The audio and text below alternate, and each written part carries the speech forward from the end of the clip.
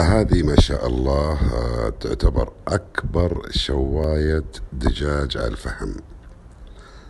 هذه الشواية طاقتها الاستيعابية حوالي تقريبا 2250 دجاجة تشويها خلال نص ساعة.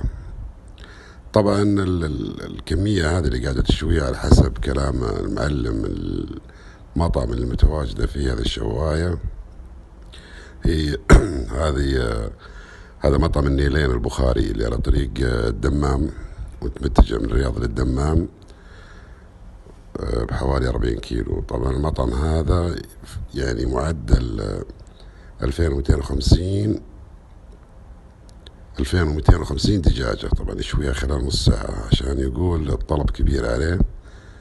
والسر ان الدجاج اللي يستخدمه طبعا دجاج بلدي وليس مبرد او مستورد، لا دجاج بلدي اللي يجيك احمر، يعني على طول من المزرعة يذبحه وينزله في الشواية هذه. طبعا ما شاء الله عليه، يعني عليه كثافة